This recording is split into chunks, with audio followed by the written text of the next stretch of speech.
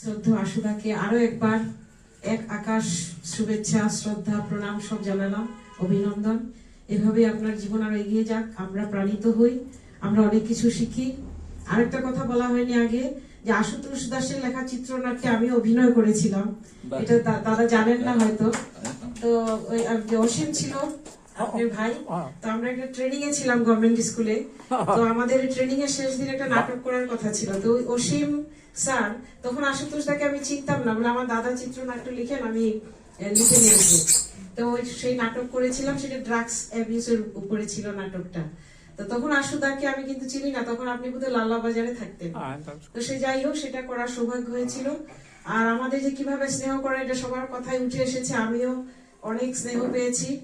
আমার মতো অভাগার কবিতাও তিনি বিশ্বের প্ল্যাটফর্মে নিয়ে গেছেন, বলে তুমি একটা রেকর্ড করো। যারপর আমি কি করব রেকর্ড, আমি তো লেখাই জানি না। সে যাই হোক, আপনাকে আরো অনেক শ্রদ্ধা জানালাম। আপনি সুস্থ থাকুন, আমরা এটাই ভগবানের কাছে প্রার্থনা করি। তো আমার আজকের একটা ছোট্ট কবিতা, আজকের দিনটা নিয়ে, আজকে বড়দিন, সবাইকে শুভেচ্ছা জানাচ্ছি। আজকের কবিতা। এলো রে খুশির বড়দিন, প্রভু যিশুর জন্মদিন। গির্জায় গির্জায় হবে প্রার্থনা, করবে সবাই জগতের কল্যাণ কামনা।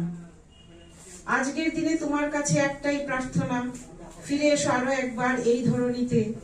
চারিদিক ভরে গেছে হিংসার হানাহানিতে। ধর্মের অর্থ না বুঝে হয়েছে সবাই ধর্মান্ধ।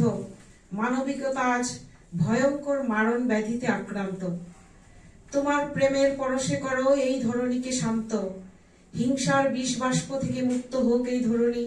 সর্বত্র ছড়িয়ে পড়ুক প্রভু তোমার প্রেমের অমৃত বাণী। প্রভু যিশুর কৃপায় পূর্ণ হোক সকলের সব আশা ও ইচ্ছা।